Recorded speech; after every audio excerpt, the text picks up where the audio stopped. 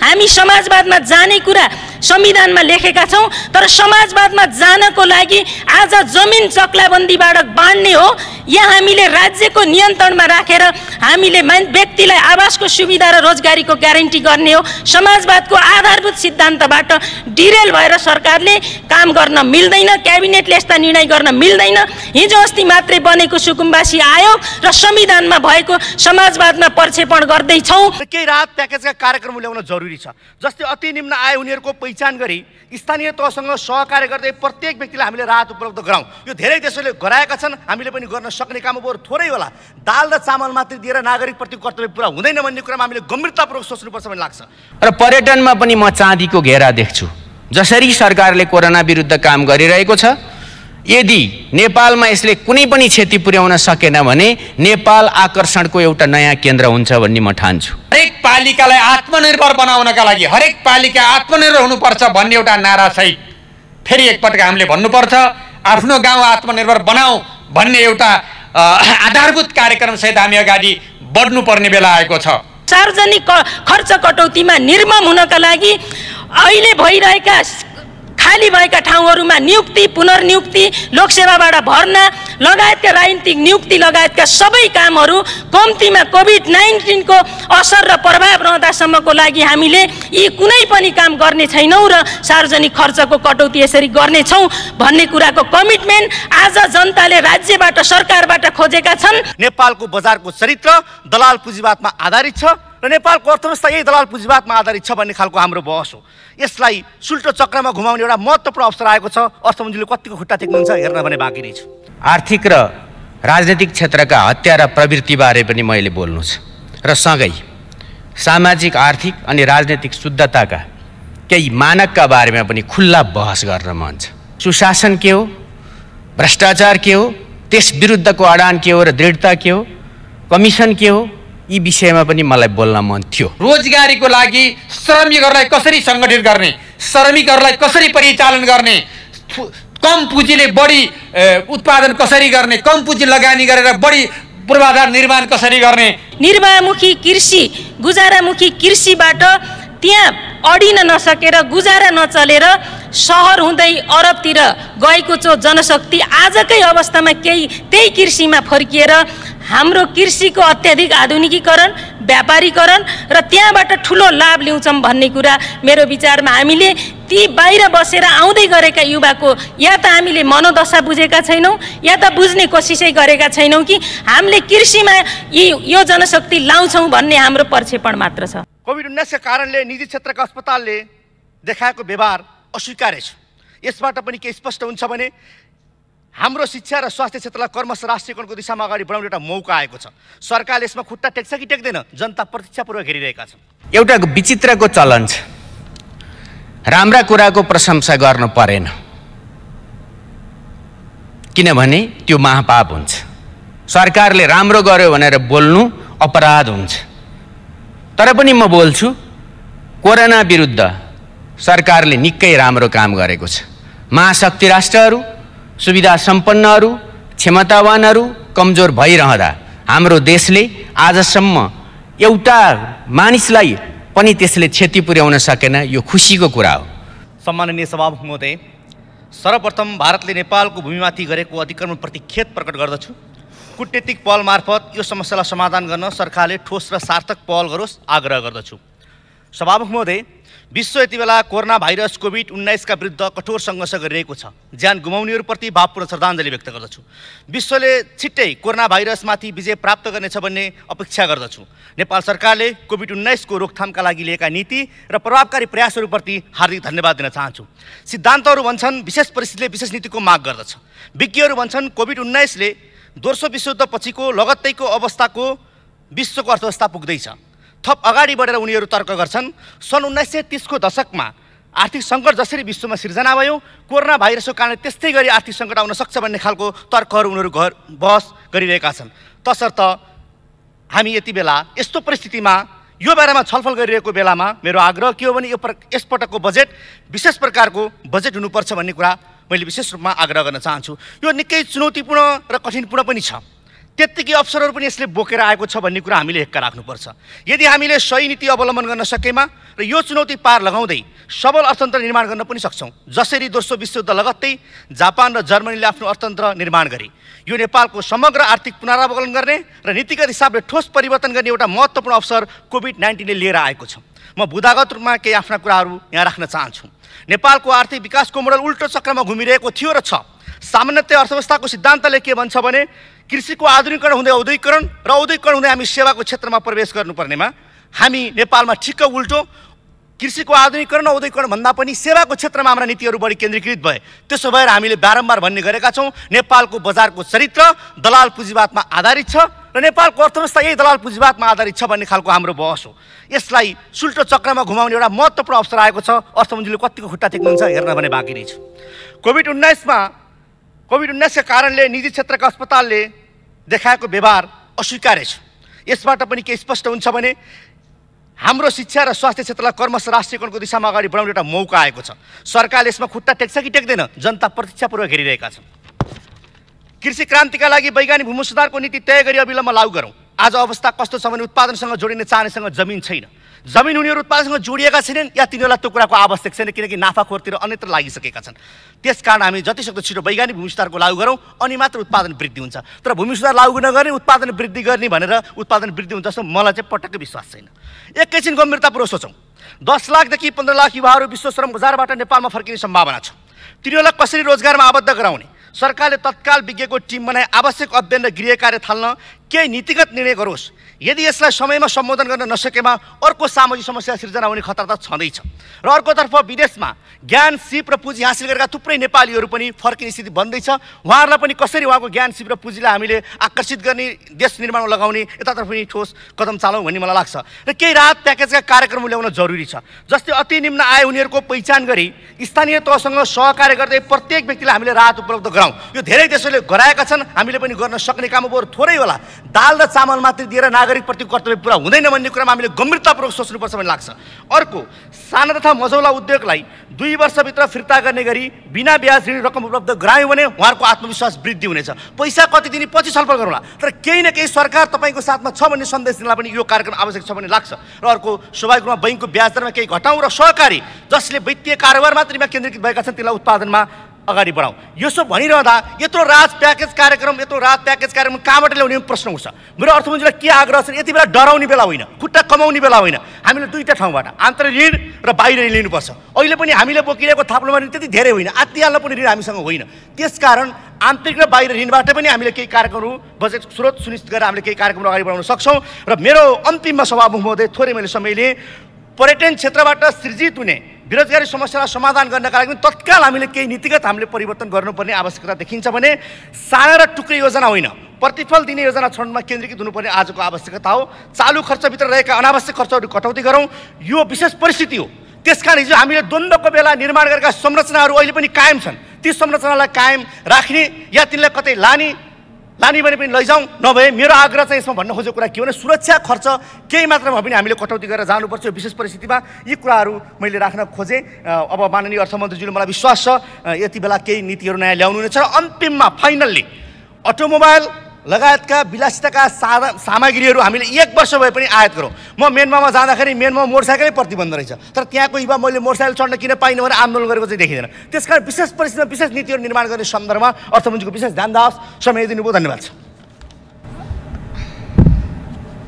सम्माननीय सभामुख महोदय, यो विनियोजन विधेयक 2077 का सिद्धान्त र प्राथमिकताको छलफलको सन्दर्भमा यहाँ उभिँदै गर्दा सबैभन्दा पहिले त म यो विनियोजन विधेयकका सिद्धान्त र प्राथमिकता जुन अर्थमन्त्रीज्यूले यो हाउसमा प्रस्तुत गर्नुभएको छ यसको समर्थनमा यहाँ उभिएको छु। र यहाँ बुदागत हिसाबले धेरै विषयहरू उल्लेखित गरिएका छन्। यी सबै बुदाहरू अध्ययन गर्दै जाँदा केही विषयहरू मलाई सुझावको रूपमा मलाई राख्न मन लाग्यो। खास गरी यो वर्ष अहिले यो एउटा विशेष अवस्थामा संसद चलिरहेको छ। संसदको बजेट अधिवेशनमा छौँ हामी। लकडाउन छ र कोरोना भाइरसको कारणले हामीले सामाजिक दूरी कायम गरिरहेका छौँ।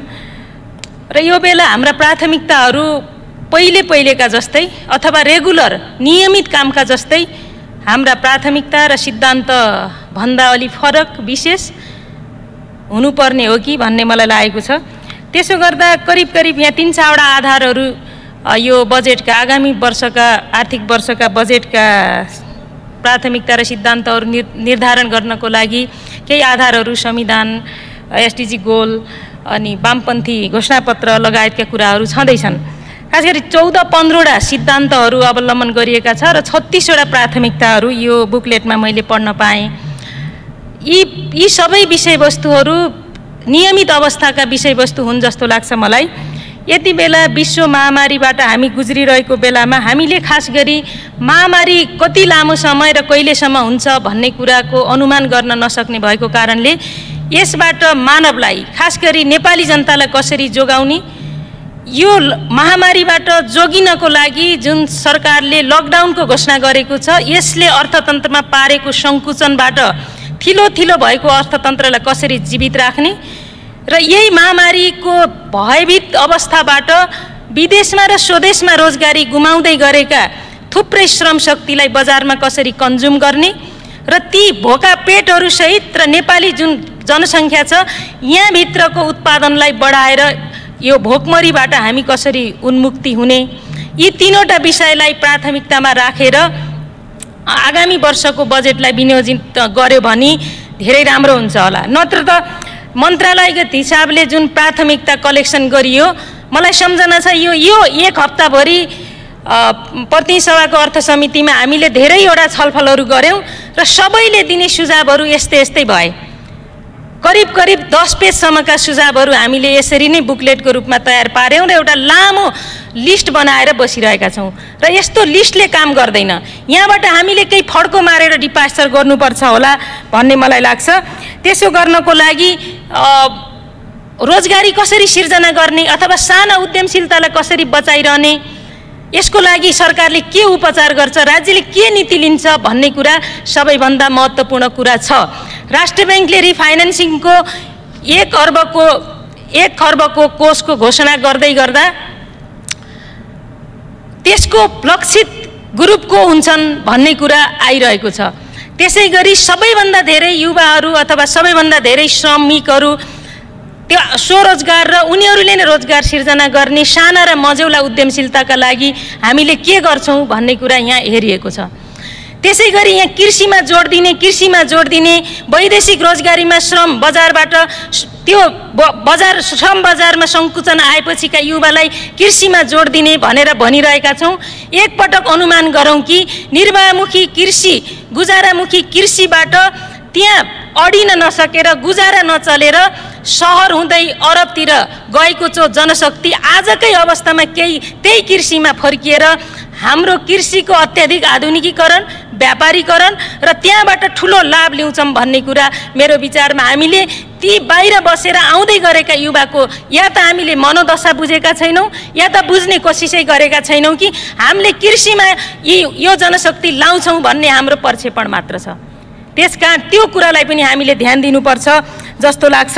र अर्को कुरा उत्पादन र वितरण र बजारको कुराका लागि यहाँ धेरै पूर्वक्त मान्यज्यूहरूले कुरा राख्नु भएको छ। मैले एउटा विषय सहकारीको विषयलाई यहाँ अलिकति प्राथमिकतामा राख्नुपर्छ र सहकारीलाई उद्यमशीलता उत्पादनमा जोड्नुपर्छ, न कि यो सहकारीले पनि ब्याङ्क फाइनेन्सको कामलाई अलि पर्फेक्टली गर्ने त ब्याङ्क र फाइनेन्सले गरे जस्तो, तर उत्पादन वितरण र उपभोक्तासँग चेन स्थापना गरेर काम गर्ने कुरा नगर्ने कुरालाई कसरी मिलाउने यो कुरा अलिकति हेर्नुपर्ने जस्तो लाग्दछ।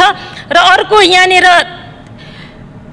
यो अर्थतन्त्रमा आएको सङ्कुचन, खास गरी हामीले रेमिटेन्स आप्रवाहमा हुने सङ्कुचनदेखि राजस्व हामीले लक्ष्य अनुसारको उठाउन नसक्दै गर्दा राज्यले ध्यान दिनुपर्ने अर्को विषय के हो भने सार्वजनिक खर्चको कटौतीको विषय। यहाँ चाहिँ अर्थमन्त्रीज्यूले बजेटका प्राथमिकतामा 1 नम्बरमा हामीले सार्वजनिक खर्चलाई कटौती गर्नेछौँ भन्ने कुराको प्रतिबद्धतासहित केही क्षेत्रहरू निरूपण गर्नुपर्छ। थुप्रै विभिन्न समयमा बनेका आयोगहरूले सार्वजनिक खर्च कहाँ कटौती गर्ने भन्ने कुराको सिफारिसहरू छन् र त्यसलाई हेर्नको लागि सार्वजनिक खर्च कटौती गरिनेछ, अनुत्पादक क्षेत्रमा लगानी गरिने छैन। पहिला दायित्व सिर्जना भएका ठुला आयोजना भन्दा अरू आयोजनामा हामीले बजेट विनियोजन गर्ने छैनौँ। जुन कुरा गर्नेछौँ ती कुराहरूको परिणाम आउने गरी गर्नेछौँ भन्ने कुराको कमिटमेन्ट अहिले खोजिएको छ। खास गरी गत वर्ष कर्मचारीहरूलाई पनि कार्य सम्पादन मूल्याङ्कनको लागि कार्य सम्पादन सम्झौता गराइएको थियो। यो वर्ष पनि हामीले पुँजीगत खर्च अहिले हामीले चैतदेखि त लकडाउनमा पर्यौँ, त्योभन्दा अगाडिको अवस्था दोस्रो चौमासीसम्म आउँदाखेरि निराशाजनक अवस्था भयो। राजस्वको लक्ष्य निराशाजनक अवस्थामा भयो भने हाम्रो कार्य सम्पादन मूल्याङ्कन गरिएको अवस्था के भयो त्यसकापट्टि पनि हेर्नुपर्ने अवस्था छ। र गत वर्ष हामीले विनियोजित गरेको बजेट चालु वर्षमा के कमीहरू रहे र हामीले यहाँबाट डिपास्टर खोजेको के हो भन्ने कुरालाई अलिकति विचार गरेर अगाडि जानुपर्ने देखिन्छ।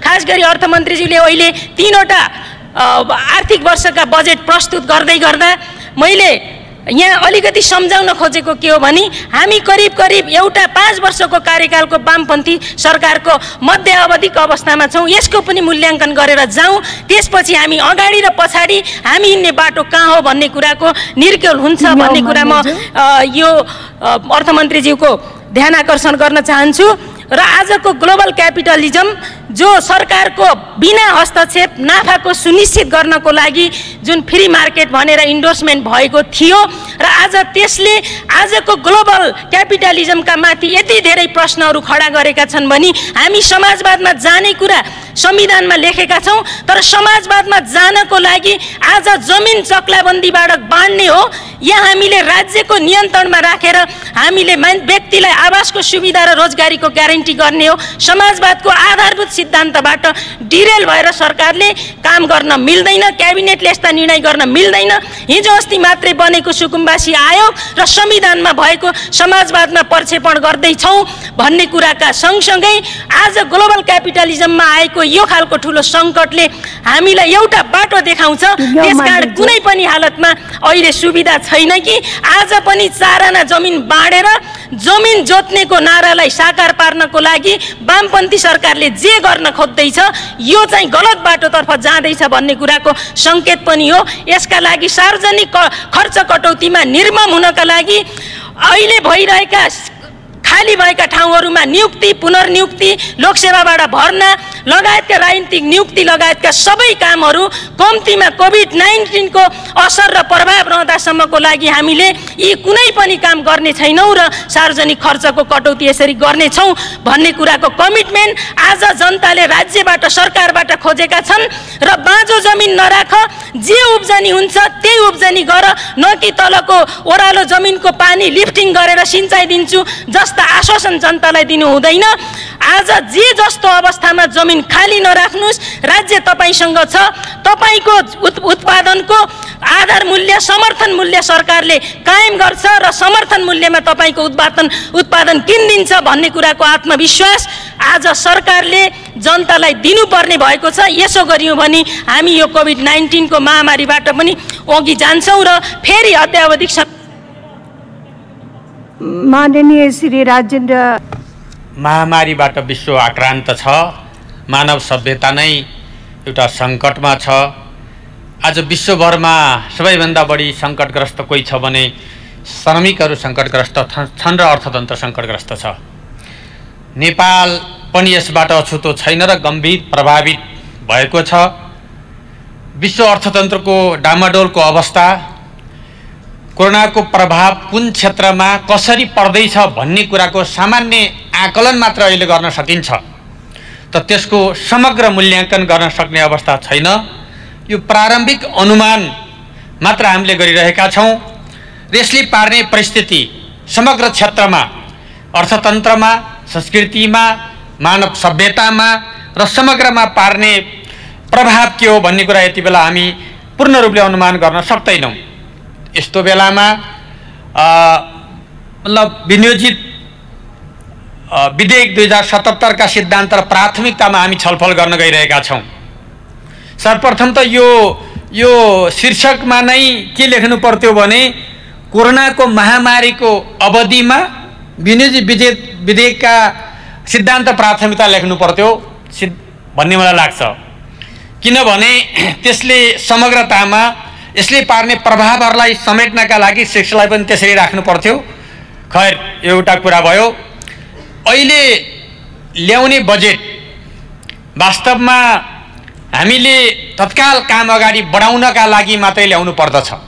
यसको समग्र मूल्याङ्कन बिना, यसका समग्र प्रभावको अभावमा अहिले ल्याउने बजेटले हामीलाई भोलि आफैमा एउटा सङ्कट उत्पन्न गर्न सक्ने भएको हुनाले म त्यतातिर अर्थमन्त्रीको ध्यान आकर्षण गर्न चाहन्छु। र वस्तुवादी त्यति बेला मात्रै हुनेछ जब हामी समग्र यसको मूल्याङ्कन गर्नेछौँ र अगाडि बढ्नेछौँ।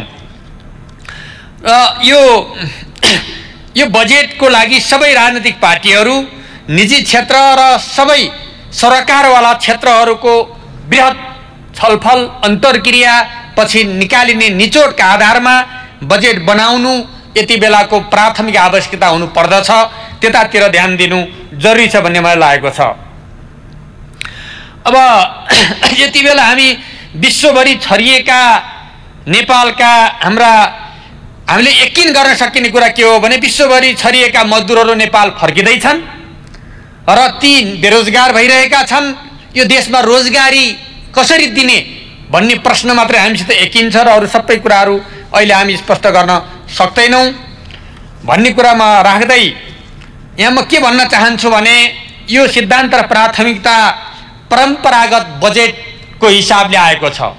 अहिले समग्र कोरोनाको प्रभावमा केन्द्रित भएर त्यसलाई समाधान गर्ने उद्देश्यमा भन्दा पनि सबै कुराहरूलाई त्यहाँ अहिले समेटेर आएको जो छ र त्यसमा अझ अर्थ मन्त्रालयको दिमागमा एउटा उदार अर्थतन्त्र र वित्तीय पुँजीवादले भरिएको छ। अर्थ मन्त्रालय व्यवहारमा नोकरशाही र दलाल पुँजीवाद हुर्किरहेको छ, तर सिद्धान्तमा यहाँ समाजवाद भनेर हामीलाई मूर्ख बनाइँदैछ।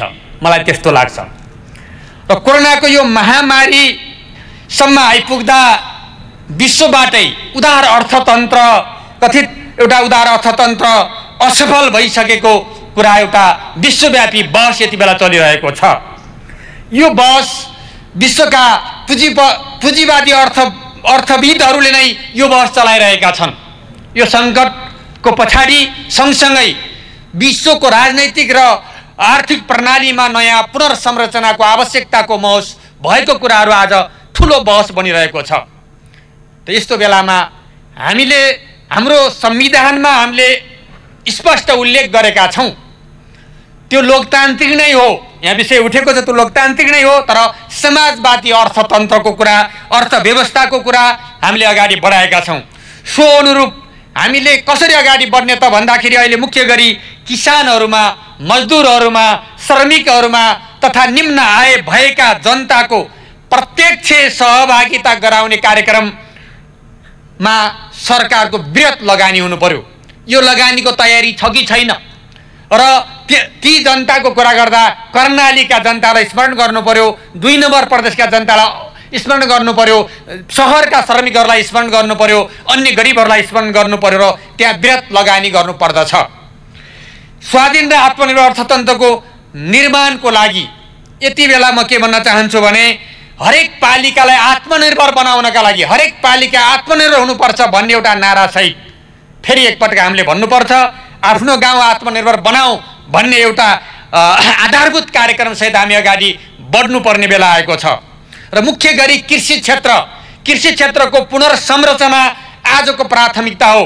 कृषि क्षेत्र, यसका लागि राज्यले कृषकहरूलाई कृषि क्षेत्रमा बृहत लगानी गर्नुपर्छ। न्यूनतम 10% बजेट यसमा लगानी हुनुपर्छ, अन्यथा कृषि क्षेत्रको पुनर्संरचनाको प्रारम्भिक कार्य पनि सुरु गर्न सकिँदैन।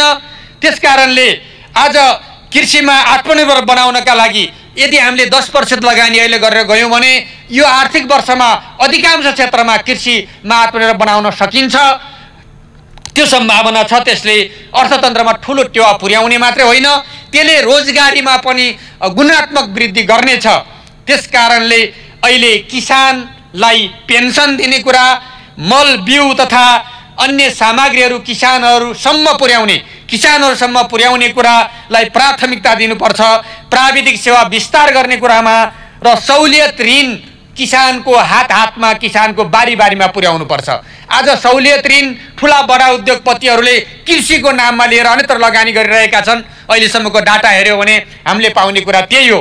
त्यसलाई रोक्नका लागि र किसानहरूको हातमा त्यो ऋण दिने व्यवस्था हुनुपर्छ। र महत्त्वपूर्ण कुरा के हो भने कृषि उपजहरू राज्यले किन्ने सुनिश्चित गर्नुपर्छ, ग्यारेन्टी गर्नुपर्छ।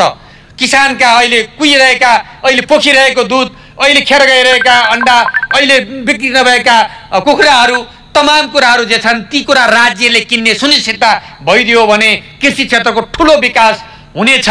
राज्यले बरु त्यसको मार्केटिङ गरोस्, राज्यले कुनै अन्य मतलब आफ्नो देशमा आपूर्तिबाट बढ्यो भने बाहिर निकासा गर्ने कुराको पनि नेतृत्व गरोस्, त्यतातिर कृषि ध्यान दिन जरुरी छ। त्यसै गरी आन्तरिक एउटा रोजगारी वृद्धि गर्नका लागि रूपान्तरणकारी कार्यक्रम लागू गर्नुपर्छ। सामान्य कुरा गरेर हुँदैन। मुख्य गरी कृषि क्षेत्रमा नै यो कुरालाई हामीले प्राथमिकता दिन सक्छौँ र अगाडि बढाउन सक्छौँ। र म यसमा के भन्न चाहन्छु भने एउटा रोजगारीको लागि श्रमिकहरूलाई कसरी सङ्गठित गर्ने, श्रमिकहरूलाई कसरी परिचालन गर्ने, कम पुँजीले बढी उत्पादन कसरी गर्ने, कम पुँजी लगानी गरेर बढी पूर्वाधार निर्माण कसरी गर्ने भन्ने कुराको एउटा सानो उदाहरण म पेश गर्न चाहन्छु कि श्रम सहकारी हामीले निर्माण गर्नुपर्छ। श्रम सहकारी अबको बजेटमा त्यहाँ उल्लेख गरिनुपर्छ। त्यो मार्फत अबका भौतिक पूर्वाधारका कुराहरू र उत्पादनका कुराहरू अगाडि बढाउने र वृहत रोजगारी सृष्टि गर्ने कुरातिर अगाडि बढ्नुपर्छ। यो कोरोनाको एउटा अवधिमा जहाँ एउटा 28 नगरपालिका, रुकुमको 28 नगरपालिका छ र त्यहाँ एकदम दुर्गम अवस्था डोल्पाको छेउमा छ, त्यहाँ अस्पतालको पूर्वाधार थिएन र त्यहाँ श्रम सहकारी मार्फत हामीले 10 दिनमा 6वटा एट्याच बाथरुम सहितका सेपरेट कोठा भएका 10 दिनको 10 बेडको हस्पिटल हामीले निर्माण गऱ्यौँ र त्यो कम मूल्यमा गऱ्यौँ। त्यो पक्की भवन हो, पक्की भवन हामीले गऱ्यौँ। त्यसै गरी 15-15 बेडका 15-15 दिनका मुसिकोटा चौरजारीमा हामीले ती बेड भएका अस्पताल हामीले निर्माण गऱ्यौँ। यसबाट एउटा के कुराको आत्मविश्वास पैदा भएको छ भने यसरी हामीले काम गरियो भने 10 दिनमा 753 गाउँपालिकामा हामीले 753वटा यस्ता भवनहरू निर्माण गर्न सक्छौँ। 7530 बेड हामी निर्माण गर्न सक्छौँ भन्ने कुरा प्रष्ट रूपमा यहाँ देखिएको छ। यसै गरी आवश्यक विद्यालयका पूर्वाधार वा अन्य पूर्वाधार, भौतिक पूर्वाधार हामी निर्माण गर्न सक्छौँ। त्यसै गरी 1 महिनामा 1 वडामा 1 किलोमिटर बाटो हामी निर्माण गऱ्यौँ भने हामीले 1 वर्षमा 12 किलोमिटर नहर वा बाटो हामी बनाउन सक्छौँ। यसरी 6743वटा वडामा 1 किलोमिटरका दरले 1 महिनामा निर्माण गर्दाखेरि 12 महिनामा 80,916 किलोमिटर बाटो, 80,916 किलोमिटर नहर वा यस्तै अरू कुराहरू निर्माण गर्न सकिन्छ। यो अहिलेको नेपालको कुल सडकभन्दा बढी हो। तसर्थ हामीले श्रम सहकारी मार्फत काम गर्ने एउटा नयाँ विकासको तीव्र अभियानमा जाने यो मात्र एउटा बाटो भन्नेमा लागेको छ। साना उद्योग मार्फत उत्पादन र स्वरोजगारहरू अगाडि बढाउन सकिन्छ। त्यो पनि मैले एउटा अभ्यास गरेको छु। 10वटा उद्योगहरू खोलेर आज 500 मान्छेहरूले त्यहाँ साना उद्योगहरूमा काम पाइरहेका छन्। त्यस कारणले हामीले विशेष गरी वैदेशिक रोजगारबाट फर्केकाहरूलाई तिनको शीघ्र क्षमताका आधारमा सङ्गठित गरेर श्रम सहकारीमा सङ्गठित गरेर उत्पादन र स्वरोजगारका लागि हामीले राज्यले लगानी गर्नुपर्छ। त्यो कुरा अहिले हुनुपर्छ र अन्य पर्यटन लगायतका अन्य क्षेत्रहरू जो अहिले अस्तव्यस्त छन् तिनलाई लयमा ल्याउने गरी तिनको पुनर्संरचना गर्ने गरी जानुपर्छ। यसको लागि समग्रमा कुरा के हो भने एउटा आर्थिक हाम्रो पोलिसीको नै हामीले रिफर्म गर्नुपर्छ। त्यसो नगरिकन यो सम्भव छैन र मैले सुरुमा भने उदारवादी अर्थतन्त्र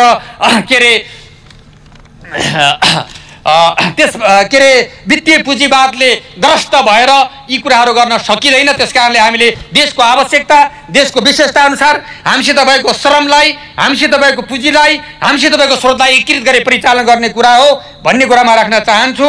र यसरी हामी अगाडि बढ्यौँ भने आर्थिक पुनर्संरचनाको बाटोमा अगाडि जान सक्छौँ। यो एउटा अवसर हो। यो अवसरमा हामी आत्मनिर्भर हुन सक्छौँ, आत्मनिर्भर भएर अगाडि बढ्न सक्छौँ। राष्ट्रलाई आत्मनिर्भर बनाउनका लागि हामीले हाम्रा विकासका हाम्रा परम्पराहरू, हाम्रा स्रोतहरू र हामीसित आज युवा बहुल जनशक्तिलाई परिचालन गर्ने कुरा हो। गत वर्ष पनि युवा युवालाई परिचालन गर्ने कुरा मैले यही रोस्टमबाट आग्रह गरेको थिएँ। समय सकियो। मैले सक्दैछु सामान्य सभामुख महोदय, र मैले अनुरोध गरेको थिएँ त्यो कुरा आएन र यस वर्ष पनि त्यसो हुन्छ के हुन्छ मलाई थाहा छैन। म अन्तमा एउटा नेपाली उखान मलाई याद आइरहेको छ, ढुङ्गामाथि पानी पर्यो रुज्यो मात्रै भिजेन, कुन्नी केसँग कुरा गर्यो सुन्यो मात्रै बुझेन भन्ने कुरा नहोस्। धन्यवाद।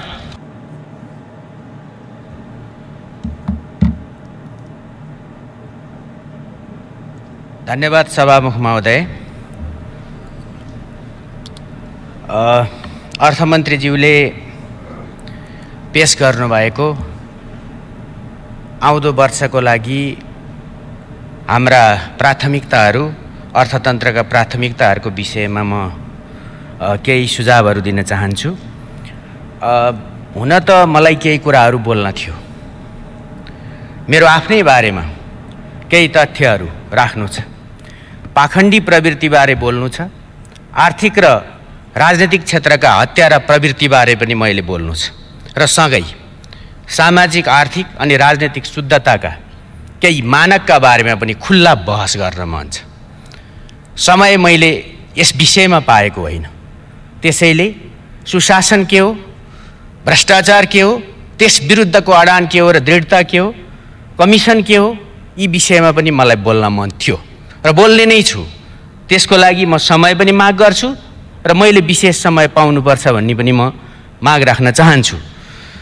दोस्रो, यतातिर म धेरै किन जान चाहन्न भने आजको विषय अर्को छ, म त्यसमा जान्छु। एउटा विचित्रको चलन छ, राम्रा कुराको प्रशंसा गर्न परेन, किनभने त्यो महापाप हुन्छ। सरकारले राम्रो गर्यो भनेर बोल्नु अपराध हुन्छ। तर पनि म बोल्छु, कोरोना विरुद्ध सरकारले निकै राम्रो काम गरेको छ। महाशक्ति राष्ट्रहरू, सुविधा सम्पन्नहरू, क्षमतावानहरू कमजोर भइरहँदा हाम्रो देशले आजसम्म एउटा मानिसलाई पनि त्यसले क्षति पुर्याउन सकेन, यो खुसीको कुरा हो। त्यसतर्फ पनि हामीले सरकारलाई धन्यवाद दिनुपर्छ भन्ने म ठान्छु। तर त्यो स्थापित मान्यताको विपरीत,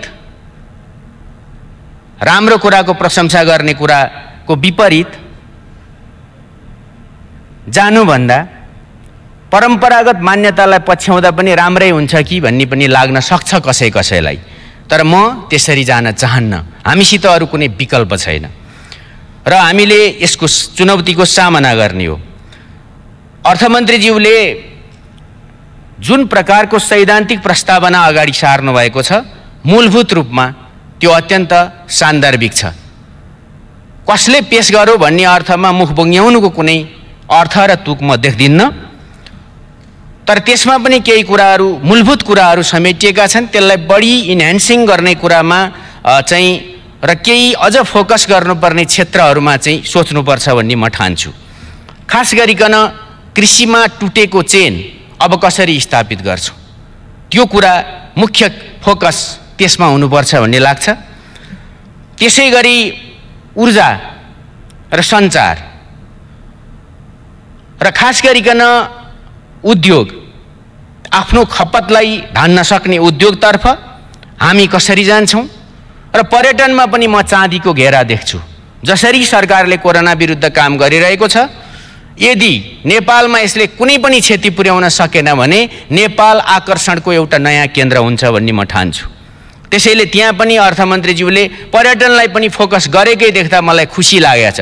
हुन त त्यसमा -16सम्म जान्छ भनेर भनिरहेका छन्, तर पनि यी चिजहरू राम्रैसित आएको छ र अर्थमन्त्रीज्यूले एउटा नयाँ कुरा अथवा त्यसमा एउटा साहस देखाए जस्तो लाग्छ। आगोले पोलेको घाउ आगोले नै सेकाउनुपर्छ। जुन जुन क्षेत्रमा चुनौती पैदा भएको छ तिनै क्षेत्रलाई चलायमान गर्ने कुरातर्फ हामी जाँदैछौँ भन्ने यसले स्पष्ट बनाएको छ। एउटा अर्को चुनौती छ, त्यो सबैले महसुस गर्नुभएको छ कि हाम्रो अर्थतन्त्रको झन्डै 1/4 चाहिँ रेमिट्यान्सले ओगटेकै छ। त्यसमा करिब 14देखि 20% को गिरावट आउने प्रक्षेपणहरू भइरहेका छन् र अन्तर्राष्ट्रिय क्षेत्रमा काम गरिरहेका नेपाली श्रमिकहरूले पनि ठुलो सङ्ख्यामा रोजगारी गुमाउनेछन्। तिनीहरू फर्किनेको तातीलाई र हाम्रो यहाँ भइरहेको जनशक्तिलाई अब कृषितर्फ हामी कसरी लैजान्छौँ र त्यो कृषिका माध्यमबाट हाम्रो आयातलाई प्रतिस्थापन गर्नको निम्ति कृषि भन्नाले समग्र त्यसभित्रको वन पैदावारदेखि सबै कुराहरूलाई कसरी लान्छौँ त्यो हेर्नुपर्छ। र यो 26% को GDP-मा योगदान रहेको यो क्षेत्र अलिकति बढ्ता चुनौतीपूर्ण नै छ। बत्ती बलिसकेको छ, हुन त मैले देखेको छु, अघि चाहिँ फेरि टाइमिङ पनि यहाँ अलिअलि त्यस्तै भएको थियो, तर पनि म छोटोमा राख्न चाहन्छु। हामी 19औं देश पर्छौँ रेमिट्यान्सको, तर हामी भारतलाई रेमिट्यान्स दिने 7औं देश पनि पर्छौँ। त्यसैले यसतर्फ पनि हामीले हाम्रै क्षेत्रको गहना गुडिया, डिजाइनिङ, कपडाको, कपाल काट्नेदेखि लिएर प्लम्बिङसम्मको क्षेत्रमा हामीले अरूलाई 5 लाखको रोजगारी दिएका छौँ। त्यसतर्फ पनि हामीले केही व्यवस्थाहरू मिलाउनु पर्ने हुन्छ।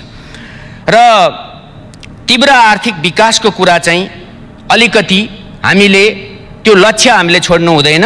तर अब हाम्रो कति हुन्छ, जबकि अमेरिकन अर्थतन्त्र पनि -5 को सङ्कुचनमा आउँछ भनिएका छ। ठुला अर्थतन्त्रहरू भारत पनि 1.9 को आर्थिक वृद्धि दर मात्रै र चीन पनि 1.6 को मात्रै हुन्छ भन्ने छ। त्यसैले यी कुरा हाम्रो अर्थमन्त्रीज्यूले महसुस गर्नुभएकै छ, म त्यता धेरै जान चाहन्न।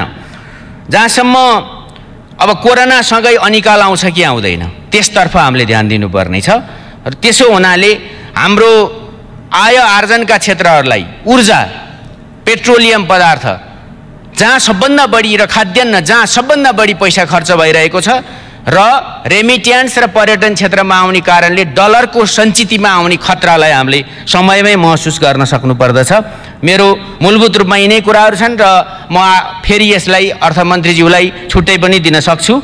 अन्तिममा एउटा कुरा भन्न चाहन्छु, निजी क्षेत्रलाई सँगै लिएर हिँड्नुपर्छ, तर निजी क्षेत्र इमान्दार हुनुपर्छ।